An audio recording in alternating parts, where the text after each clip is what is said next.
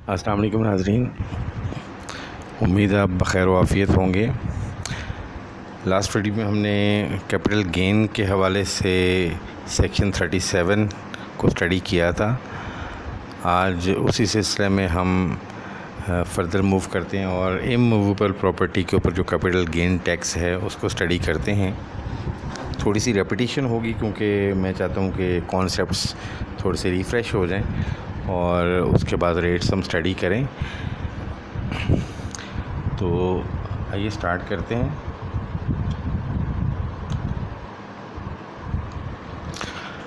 First of all हमने last video में ये देखा था कि determining the value of the amount of gain, तो अमाउंट ऑफ गेन को कैसे डिटर्मिन किया जाएगा। तो जो आपकी सेल्स प्राइस है, मैंने कहा था कि उसको ए हम कहते हैं।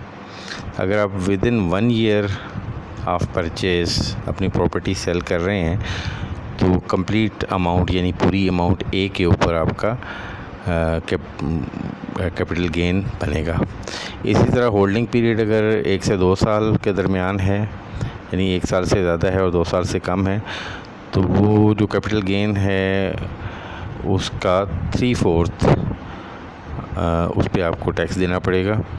और अगर होल्डिंग पीरियड 2 ईयर से ज़्यादा है और 3 ईयर से कम है तो वो हाफ़ आपको कैपिटल गेन टैक्स देना पड़ेगा, यानी हाफ़ वैल्यू डिटरमिन करेंगे और उसके ऊपर हम टैक्स देंगे।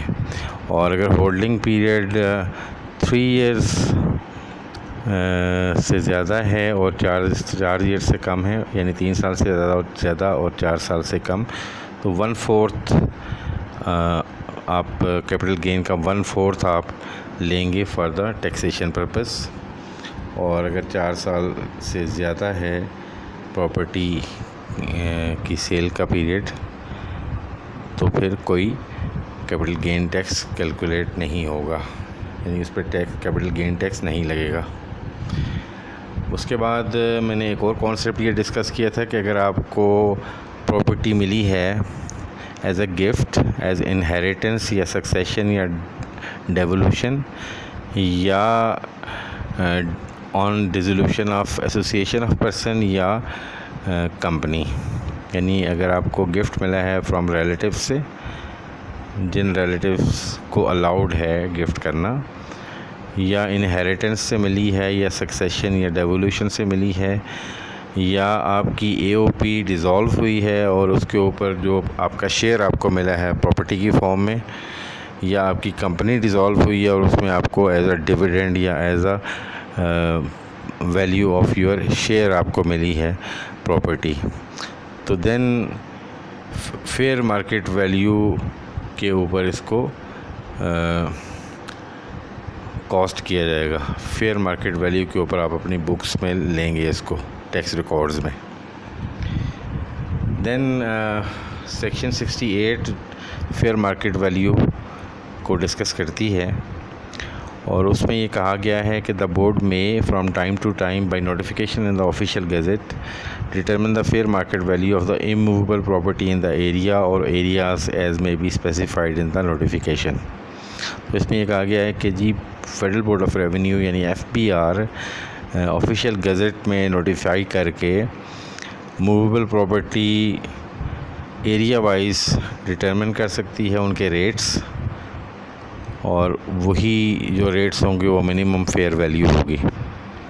ठीक है, तो उस सिलसिले में बोर्ड ने मुख्तलिफ़ शहरों में प्रॉपर्टी के रेट्स जो हैं वो दे दिए हैं। फॉर एग्ज़ाम्पल इस्लामाबाद के केस में अर्बन प्रॉपर्टीज़ में सेक्टर वाइज, और इसी तरह जो सोसाइटीज़ हैं उनके रेट्स भी गिवन हैं, ब्लॉक्स हैं, और इसी तरह जो रूरल प्रॉपर्टीज़ हैं उनके भी, तो ये रेट्स गिवन हैं। इसी तरह कराची के हैं, लाहौर के हैं, मुल्तान, फैसलाबाद और बाकी सिटीज़ के फेयर मार्केट वैल्यू जो रेट्स हैं, या FBR रेट्स इनको कहते हैं, वो FBR ने अनाउंस किए हुए हैं और फ्रॉम टाइम टू टाइम ये चेंज भी होते रहते हैं। और देन वो कह रहे हैं कि where the fair market value of any immovable property of an area or areas has not been determined by the board in the notification the fair market value of such immovable property shall be deemed to be the value fixed by the district officer revenue or provincial or any other authority authorized in this behalf for the purpose of stamp duty. और अगर जो FBR rates हैं वो उस जिस एरिए में आपकी प्रॉपर्टी वाक़या है जो आप सेल या परचेज़ कर रहे हैं उसकी फेयर मार्केट वैल्यू अगर नहीं दी हुई या FBR रेट्स नहीं दिए हुए तो देन डिस्ट्रिक्ट रेवेन्यू ऑफिसर या कोई प्रोविंशियल या अदर अथॉरिटी जो अथराइज्ड है वो इसकी वैल्यू डिटरमिन करेगी और उस वैल्यू को फेयर मार्केट वैल्यू कहा जाएगा।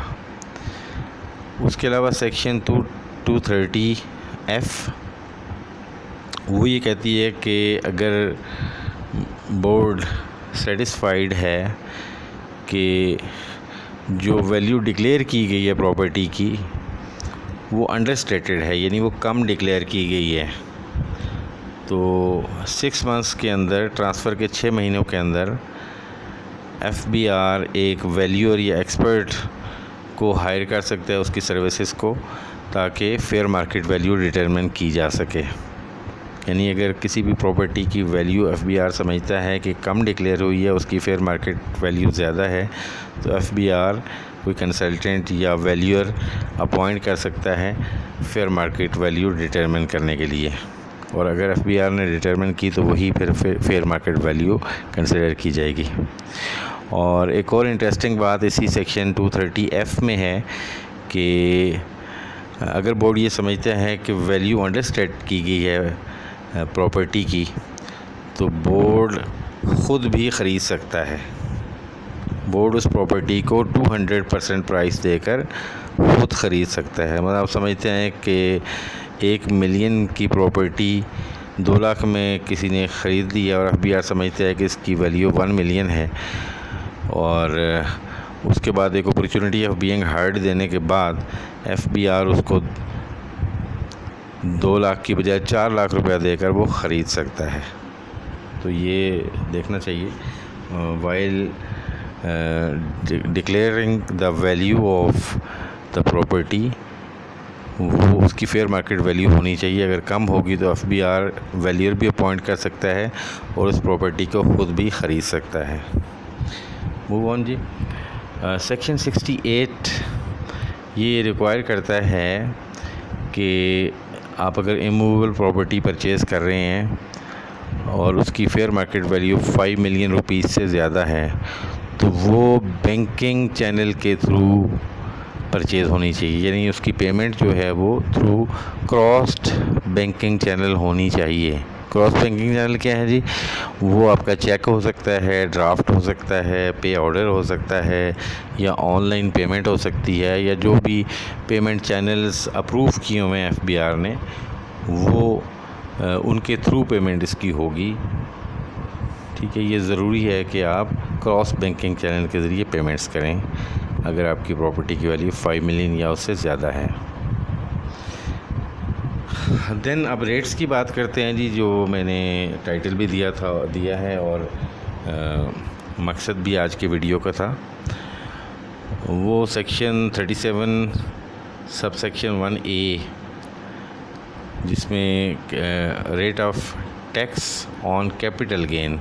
तो कैपिटल गेन अगर प्रॉपर्टी के ऊपर अगर value the gain does not exceed 5 million, यानी अप टू 5 मिलियन अगर गेन है, रुपीज़ 5 मिलियन से के बराबर है या उससे कम है, तो 2.5% रेट होगा।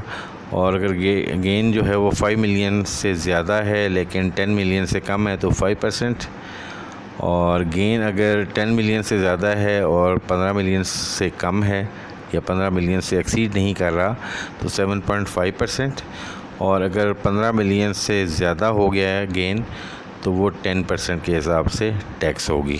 तो ये रेट्स हैं जी, rates of tax on capital gain. तो कैपिटल गेन अब जो चेंज कर दिया गया है वो ऑन वैल्यू कर दिया गया है। पहले ये जो था वो सिंपली ये था कि जो आपका गेन है, यानी आपकी sale price minus purchase price, और फिर पीरियड देखा जाता था, उसको पीरियड से मल्टीप्लाई किया जाता था। उससे पहले जो था वो 3 रेट्स थे। अगर 1 साल में सेल हुई है तो 2.5%, फिर इस तरह ये 10% तक जाती थी। लेकिन अब जो है वो इसको वैल्यू से मुंसलिक कर दिया गया है। यानी अगर वैल्यू 5 मिलियन है 2.5 से 10 मिलियन के दरमियान है 5%, 10 मिलियन से 15 मिलियन के दरमियान है तो 7.5%, और अगर इससे ज़्यादा है तो फिर 10% होगी। आई होप कि ये वीडियो आपको पसंद आई होगी। वीडियो को लाइक कर दें, अपने वैल्यूएबल कमेंट्स ज़रूर दीजिएगा, और अगर आपने अभी तक मेरे चैनल को सब्सक्राइब नहीं किया तो सब्सक्राइब कर लें। तो हाज़िर होते हैं एक नई वीडियो के साथ, तब तक के लिए इजाज़त, अल्लाह हाफ़िज़।